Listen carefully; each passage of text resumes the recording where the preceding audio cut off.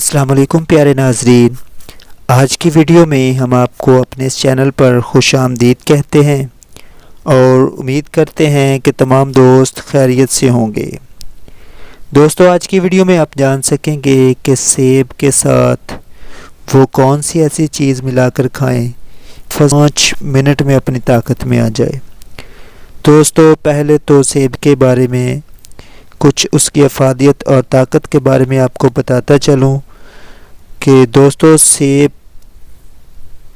तो आप पहले भी खाते होंगे, इस्तेमाल करते होंगे, मगर जो तरीका मैं आपको बताने लगा हूँ उस तरीके को 90% लोग नहीं जानते होंगे। इस तरह सेब खाने से मर्दाना ताकत में इजाफ़ा हो सकता है।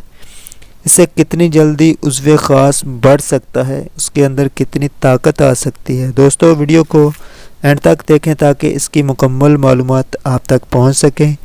नए आने वाले दोस्तों से एक छोटी सी रिक्वेस्ट है कि जिन दोस्तों ने अभी तक इस चैनल को सब्सक्राइब नहीं किया वो मज़ीद इन्फॉर्मेटिव वीडियोस देखने के लिए इस चैनल को सब्सक्राइब करके साथ में मौजूद बेल आइकन को लाजमी से प्रेस कर दें ताकि हर नई आने वाली वीडियो आप तक पहुंचती रहे और आपके नॉलेज में इजाफ़ा करती रहे और आप कोई भी वीडियो मिस ना करें। दोस्तों, तरीका गौर से सुन लें कि सबसे पहले आपने ताज़ा सेब लेना है जो बिल्कुल फ्रेश हो, जो कि रसीला भी हो। सुर्खी माइल सेब एक तो आम मार्केट में मिल जाता है जो बिल्कुल खाली रुई की मानिंद होता है।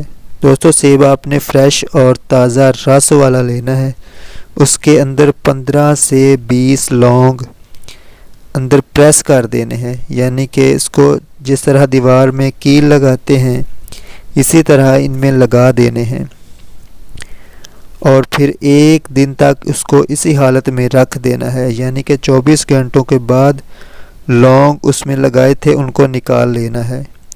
उन लौंगों को आपने अच्छी तरह साये में खुश्क कर लेना है। जब अच्छी तरह खुश्क हो जाए तो उसको बारीक पीस लें।